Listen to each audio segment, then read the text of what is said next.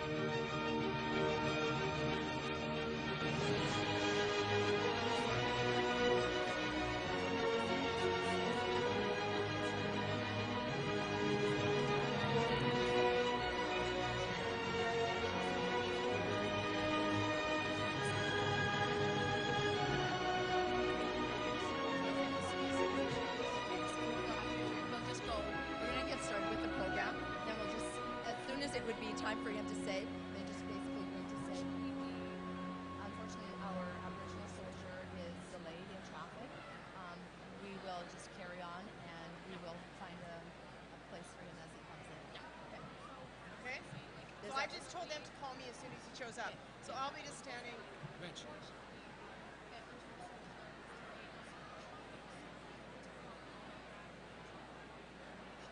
Yeah, you got it. So we're cutting that switch, and then this is still just me, and then or no, I'm still saying. okay, got it. Flight sergeants. Got it.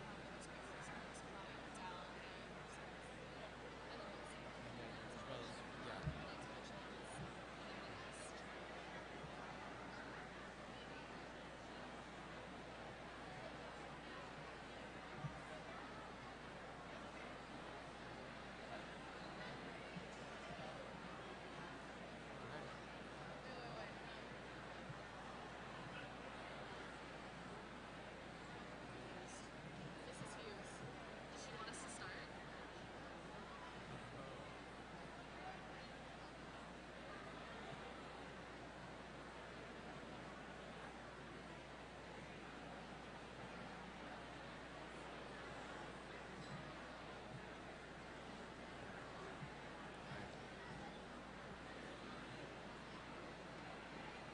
It's the second class anniversary. Are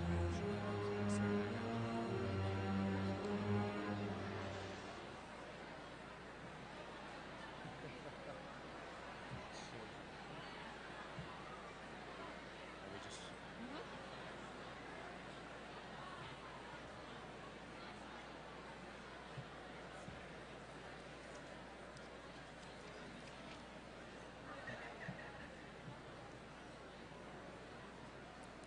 Good morning, everyone. If we could have your attention here as well as your attention on the screen in the East Gym, that would be great. Thank you. Welcome to the Jasper Place Remembrance Day commemoration of those who have fought, died, and continue to serve our country. Before we begin, we would like to acknowledge that we are on Treaty 6 territory, a traditional meeting grounds, gathering place, and traveling route of the Cree, Saulteaux, Blackfoot, Métis, Dene, and Nakota Sioux. We acknowledge all the many First Nations, Métis, and Inuit whose footsteps have marked these lands for centuries. My name is Sydney Kogan-Gron, and my co-host is Will Goss. On the 11th day of the 11th month, 100 years ago this coming Sunday, weapons were put down, silenced, ending the First World War. Many brave men would not return home to their families and friends. Any war is cold, brutal, and senseless, taking away the innocence and lives of young men and women. We continue our lives as high school students, unaware and oblivious to the travesties and atrocities of war and the bravery of our military troops. This day is so important because we need to remember. We cannot continue to live our lives in ignorance without recognizing all those who protected us in the past and even today. 61,000 Canadians died in World War I. 44,000 Canadians died in World War II. 516 Canadians died in the Korean War, and 159 Canadian Forces personnel died in Afghanistan. These sacrifices cannot and should not be forgotten. In order for peace to be achieved, we have to recognize all who sacrificed their lives and have enabled our safety and freedom today. Their aim was to create a better future for our world founded on peace. Please take a moment after this assembly to reflect upon this day. Think about how safe you are and how lucky you are to be in a free country. Remember those who lived and died protecting us. These men and women need to be remembered. One day a year is hardly enough. At this time, we would like to welcome ex-warrant officer Class 1, Artificer Sergeant Major Tam Connolly. He is a veteran with the British Army, and he served from June 1985 to April 2009.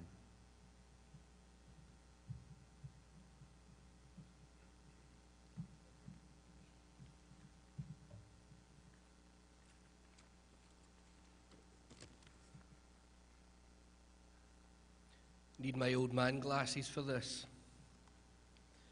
Good morning, Rebels. May I begin by thanking the Principal, Mr. Morris, and Miss Deja for the opportunity and the request to speak today. I'm humbled. Also like to applaud you all for wearing a poppy today. It's a reminder of everyone who's died in every campaign. It's not for any individual nation. Excuse me. Talking today not only as a military veteran, but as a parent. I've got my son in the audience who was here for 3 years. He's now in his 4th year at university here in Edmonton. And my daughter is in grade 12, Ellis over there. And can I just say that yous come to a fantastic school. You know, over 2,500 students, about 150, 160 teachers. It's a phenomenal place for yous to learn, so I hope you enjoy your high school education here. Lived in Canada for the last 10 years, and we moved here in 2009 after I served 24 years of service in Her Majesty's Armed Forces. I had a great career in the military. I became a Warrant Officer Class 1, the equivalent of a Chief Master Warrant Officer in the Canadian Forces. My daily responsibilities, administration, training and well-being of up to 200 professional soldiers. I was a senior soldier in the regiment. I was Green Beret qualified, British military parachute qualified, Arctic warfare qualified and jungle warfare qualified. I was a busy man. I was also awarded the US Marine Corps Gold Parachute Wings.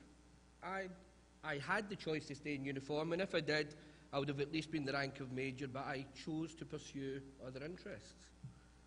When I was 14 years old, the age a lot of you are just now, living back home in Glasgow in Scotland, I didn't have a care in the world.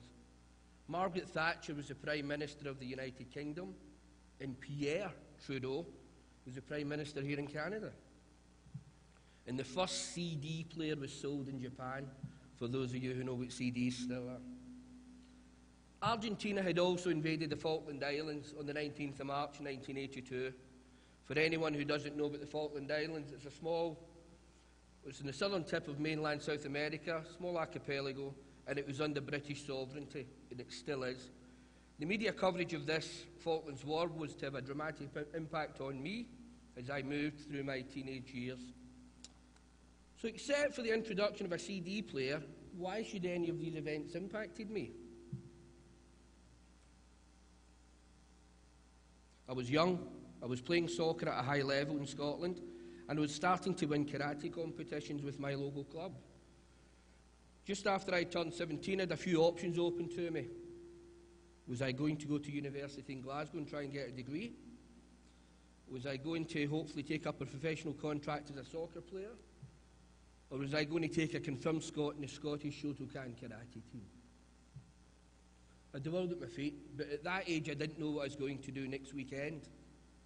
I chose neither of these options and I decided to join the army. Throughout my life growing up in Glasgow, I always felt a sense of doing what was right, a sense of duty, of respect for myself and for others.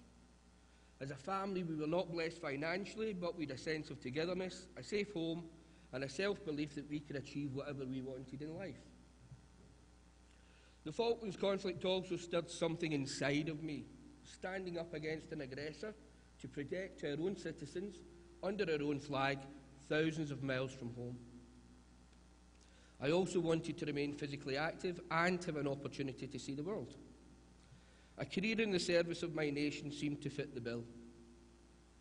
On June 6, 1985, the 41st anniversary of the D-Day landings in Normandy, I signed on the dotted line and my life was about to go through a radical change.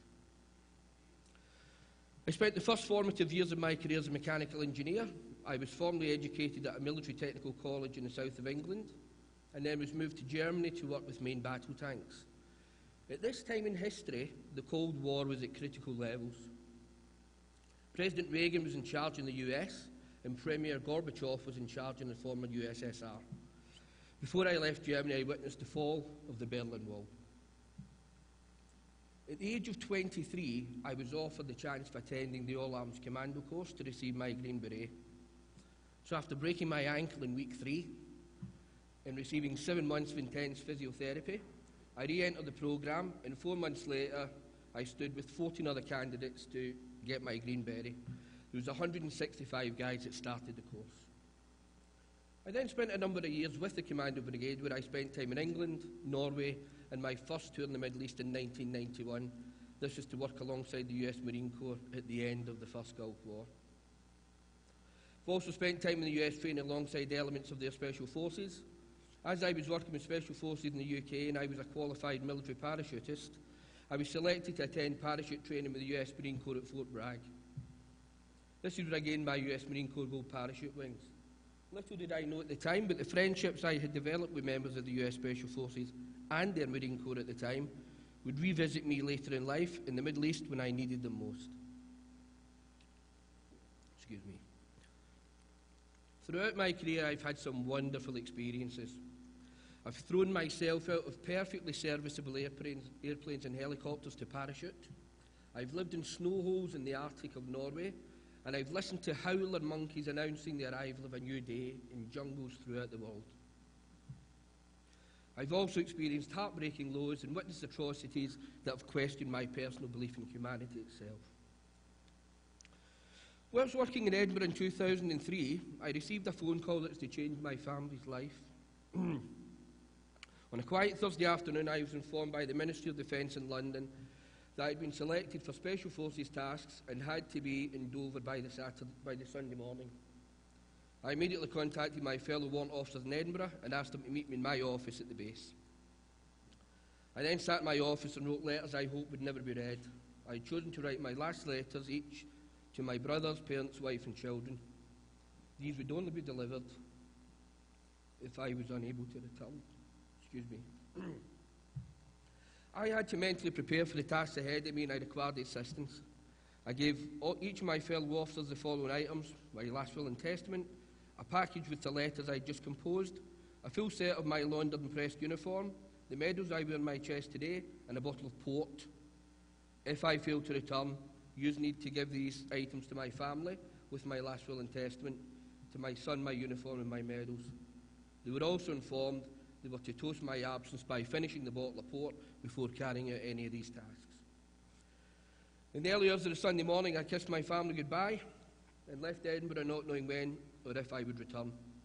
After arrival in Dover and getting a quick brief of my tasks, I was on my way, and in the Monday morning, I was in Kuwait. This was the beginning of the last war in Iraq. During my time back in the Middle East, I endured many personal sacrifices. I limited contact with members of my family due to the sensitivity of the tasks I had been given. Throughout this period of time, my family also endured sacrifices. I wasn't present for my daughter and my wife's birthday. I also missed my daughter running around the house and talking constantly, and I missed reading them bedtime stories and kissing them goodnight. I had a job to do and my family allowed me to focus on that. I arrived in Kuwait January 2003 and the only contact with my family was by post. Due to the nature of my tasks, all of my mail could focus on solely it's hot, there's no fresh water or sewage system, and how are the kids, and tell them I love them. At the beginning of March in 2003, all post in and out of the Middle East was stopped. We went to war in March 19, 2003, and one of the first casualties of war was a close and personal friend. War was to officially cease on May the 1st, but due to my taskings, it would be a further 6 weeks before I would receive mail or be given the opportunity to call home. My family also had not heard anything of my movement since the end of February due to the sensitivity of my tasks. This is a 4-month period with zero contact. One of the first letters I opened was from my children, from my son who's sitting in the audience, and it was from drawings of what I presumed were me in uniform, and also an envelope with his first tooth. I was politely asked by my son to find the tooth fairy, let them know that his tooth had dropped out, and could he make sure that the money got from the desert back to Edinburgh. Upon return from Iraq, I was reunited with my family, and Ellis was running around and talking constantly. I think she gets that from my side of the family. On a day trip to St Andrews, I was on a putting green with my son and asked him if he knew where I was. I was curious. He asked me if I'd been in the desert. I said I was. Do you know what I was doing? Were you catching bad people, Dad? I says, I was catching bad people. And he says, did you catch them all? I said, I didn't catch them all. And he got quite upset. And I said, it's okay, I'm not going back. He didn't need to know that at that point in time because I'd left good people behind. It's been really hard being the man of the house, Dad, since you've been away. And some boys I know have been told their dads aren't coming back. At this time, my son was only 5 years old. Excuse me. Officers and soldiers do not choose which battles to fight. They train in the hope there will always be a resolution. There's always the aspiration that conflict, all conflict, can be avoided through political negotiations. War fighting should always, always be the last resort. I've had serious conversations throughout my military career with high-ranking officers and politicians that could be considered unpalatable when discussing the plan of action of when and where to engage an opposing force. Through personal experience, I can confirm the following. It's a soldier, not the reporter, that gives you the freedom of the press. It's a soldier, not the poet, that gives you the freedom of speech. It's a soldier, not the campus organiser, that gives you the freedom to demonstrate. It's a soldier who allows the protester to burn the flag. It's a soldier who salutes the flag, who fights the flag, and whose coffin is draped in the flag. When my tasks with 1st Battalion and Parachute Regiment were concluded in Iraq, the commanding officer of the regiment delivered a presentation to me from the officers in all ranks of the regiment. It came with an inscription from the literary genius George Orwell. People sleep peaceably in their beds at night only because rough men stand ready to do violence on their behalf.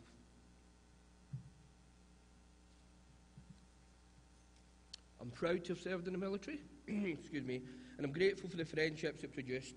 I'm humbled by the gratitude of my past soldiers and for the unconditional support that my family gave me.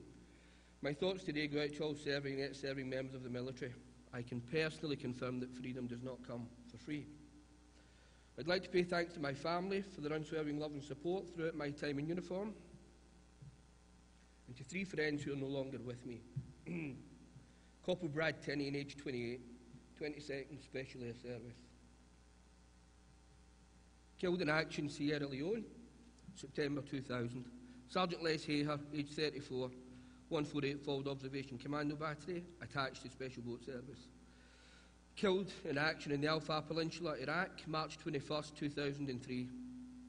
Warrant Officer Class 2 Lee Hopkins, age 35, Intelligence Corps. Killed in action in the Shatt al-Arab waterway, Iraq, November 12, 2006.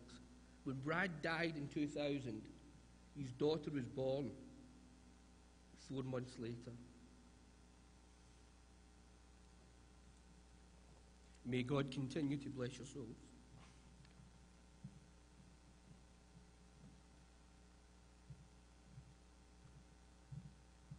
Thank you. All right, so we were going to have an Aboriginal soldier speak, but he is delayed in traffic, so we are just going to keep moving forward with the assembly. So we would like to invite up Flight Sergeants Palawi Padel and Muse Dese.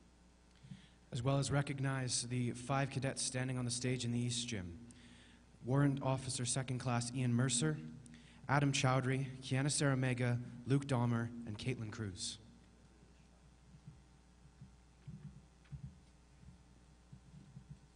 Honored members of the military from the past and the present, cadets, teachers, and students, Muse and I would like to say a few words about why we should remember. On the 11th hour of the 11th day of the 11th month of 1918, countries engaged in World War I ceased fire, which signaled an end to the war. Today, we remember all those who served in wars. Every year, we gather in memorial parks, workplaces, and schools to stand in honor of all those who have fought for our freedom. Together, we observe a moment of silence to mark the sacrifice of the many who have fallen in service to their country and to acknowledge the courage of those who still serve. This year, we commemorate 100th anniversary of the end of the First World War. Too many people gave away their lives in the Battle of World War I. Their courage and bravery have resulted in the freedom we have today. Freedom is never free. They gave away their tomorrows so we could have our today.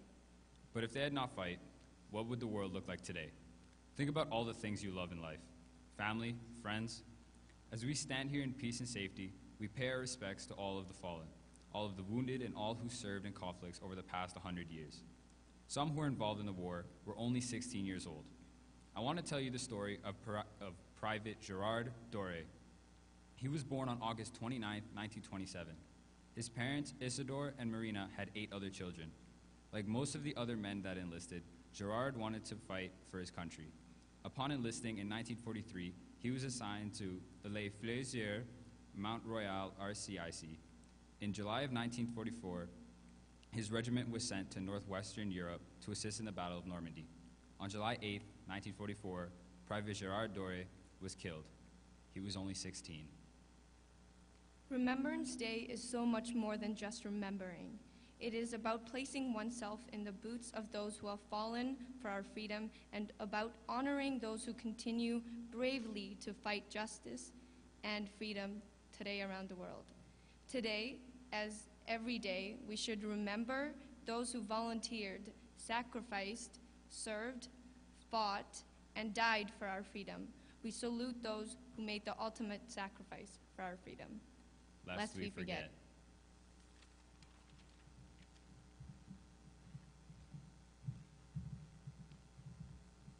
Please all rise.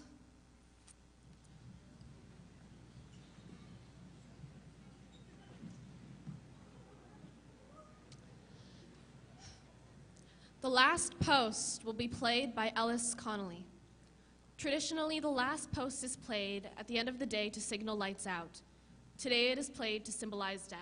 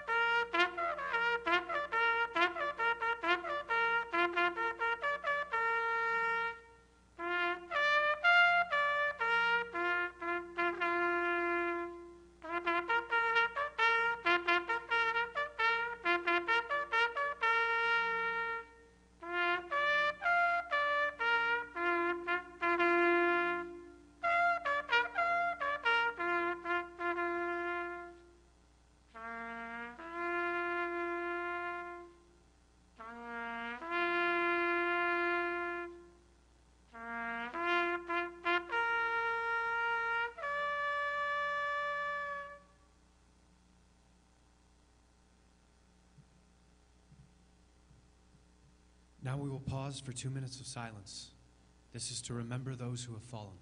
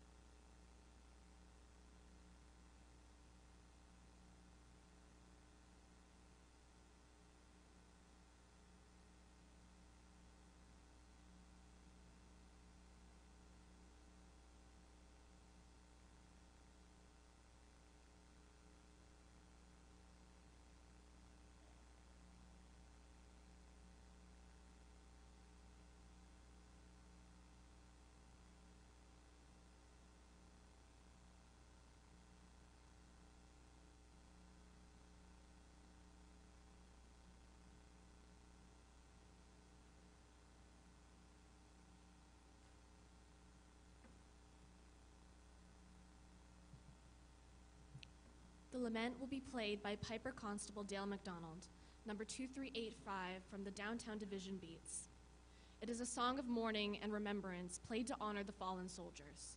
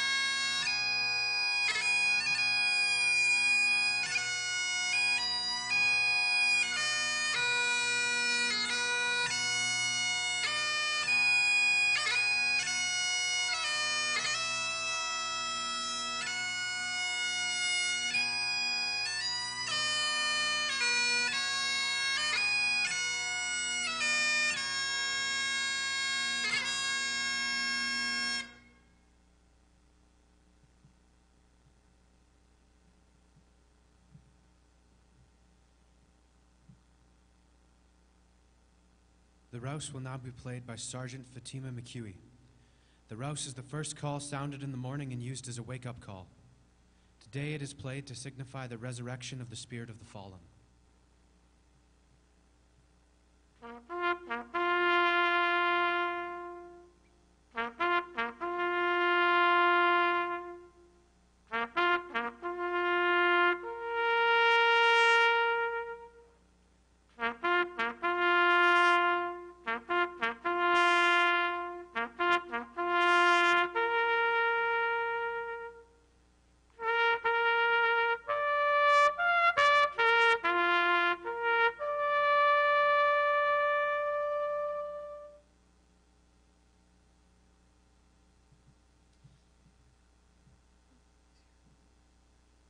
You all may be seated.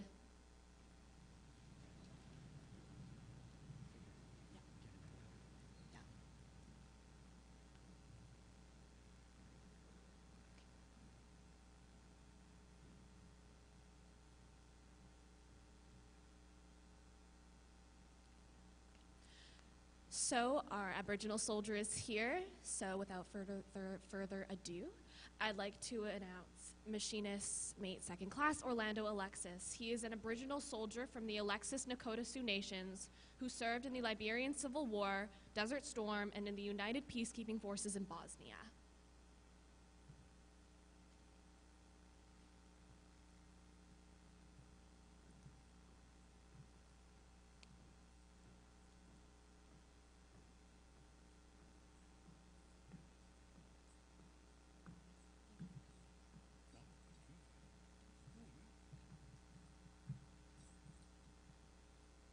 Which one's working?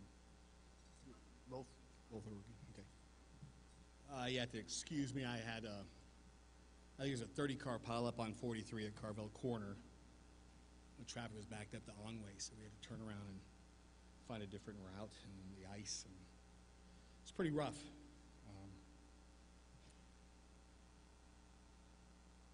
I'm surprised you guys remember from last year my service and my rank. I spoke at the Alexis school yesterday to the Native kids, and they had lots of questions. And Remembrance Day, to me, I remember my colleagues and my friends in the fellowship. I remember the good times. They were really good times. But there were also really bad times, hard times. And the kids yesterday reminded me of, all the good things that happened when I was in the military and I was serving. And sometimes you forget that. You get caught up in the negativity, the trauma, the anxiety and the stress, and it really starts to weigh you down, and you forget about the good times, the happy times when you were together hanging out, running around, doing things, just being soldiers, enjoying life. Being overseas is really good, really great. It's cheap. It was awesome.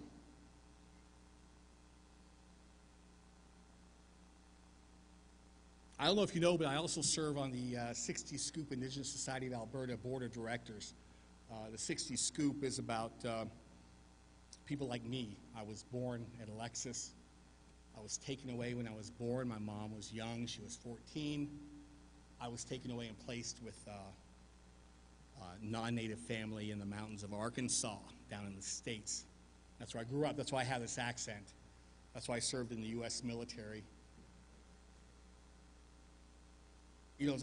I've had to deal with a lot of trauma and stress and anxiety over the years over that, as well as the military.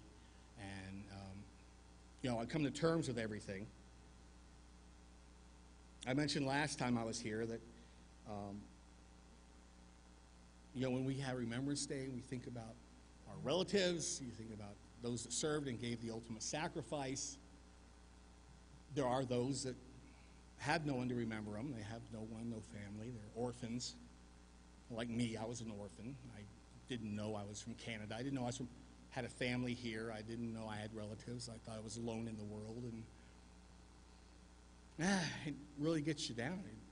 You really have no guidance in life. You have no rudder to steer you. It was tough. It was tough. But the military saw me through. Eventually, I came back here about 20 years ago.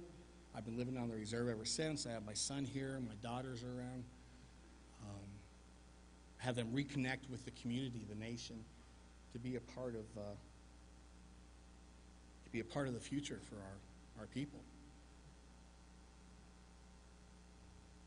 The kids were asking me yesterday. They said, "Do you have anybody that you remember on Remembrance Day?" And I said, "Well, there are those that served and then passed on. You remember them, and then there's those that gave the ultimate sacrifice and gave their lives for an idea. They gave their lives for what they believe was right. It's a noble cause.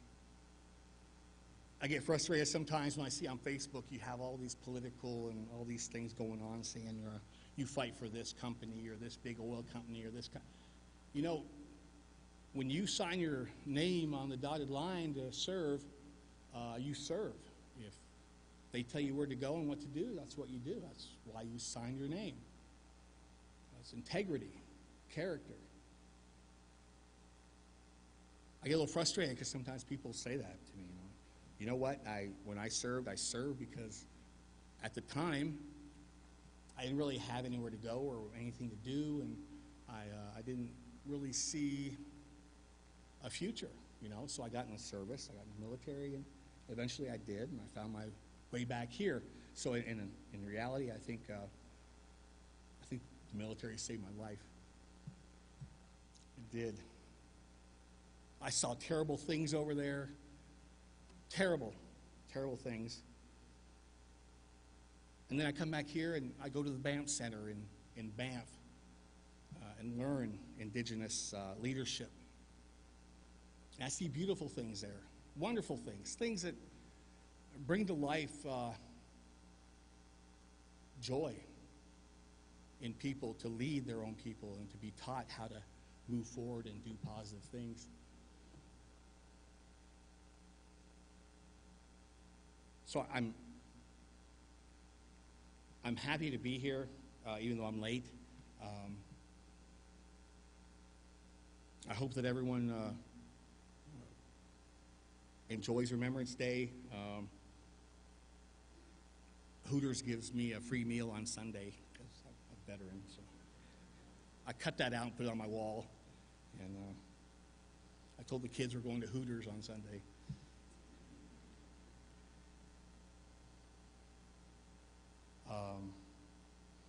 That's about it. I really wanted one of these last year, and they ran around, they couldn't find one for me, so I'm really happy they gave me one this year. Made my day. So,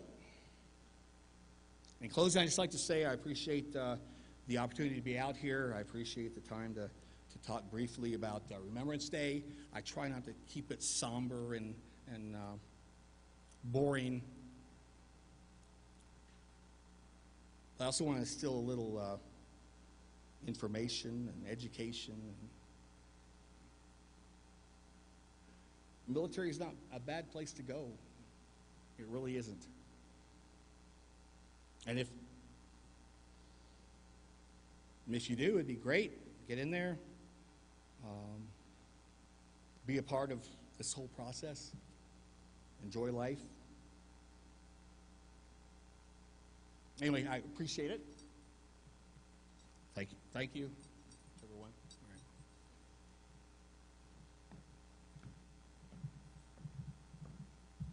Thank you. The commitment of remembrance will be read by Sergeant Brady Potter. Please, at the end, respond with, "We will remember them."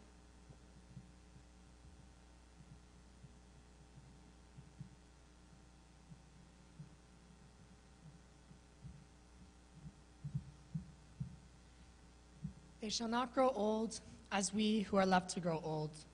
Age shall not weary them, the years will not condemn. At the going down of the sun, and in the morning, we will remember them.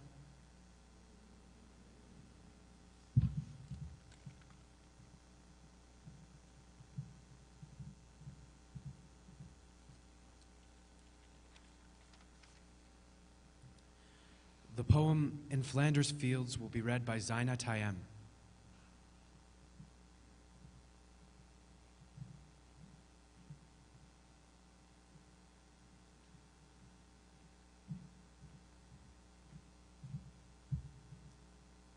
In Flanders fields, the poppies blow.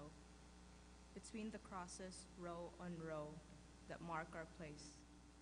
And in the sky, the larks, still bravely singing, fly, scars heard amid the guns below. We are the dead. Short days ago, we lived, felt dawn, saw sunset glow, and now we lie in Flanders fields. Take up our quarrel with the foe. To you, from flailing hands we throw the torch, be yours to hold it high. If ye break faith with us who die, we shall not sleep, though poppies grow in Flanders fields.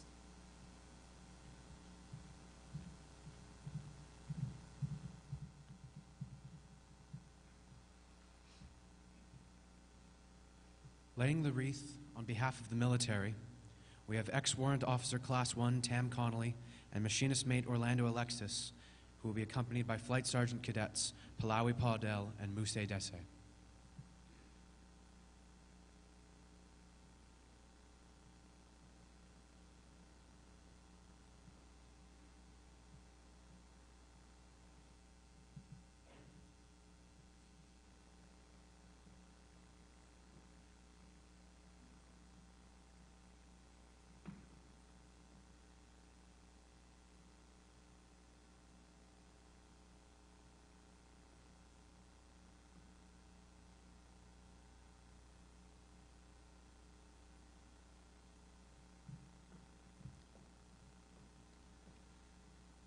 Laying the wreath for the Edmonton Police Services, Constable Tammy Bookberger accompanied by Cadet Alexandra Lindsay Lyding and Cadet Sergeant Jameson Galloway.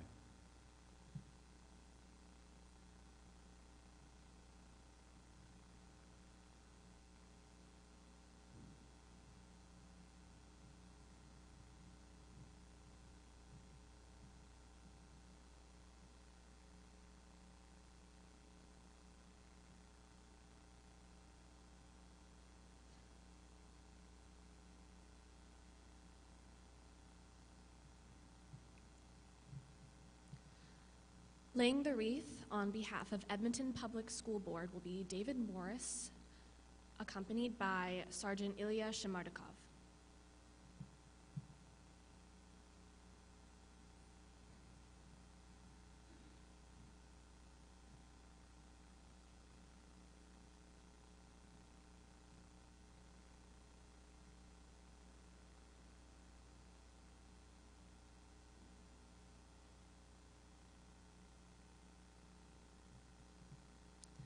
Laying the wreath on behalf of the students of Jasper Place High School are students Ryan Funk and Tanjim Shahid.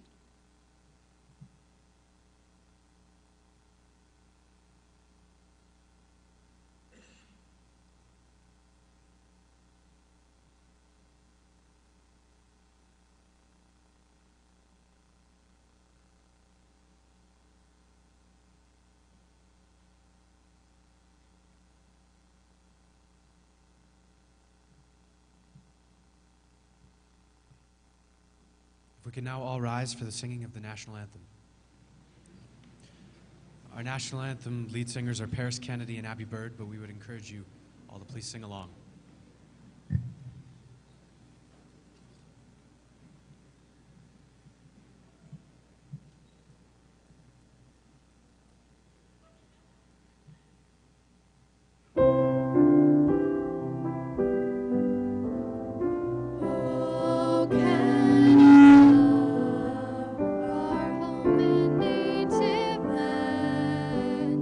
True patriot love.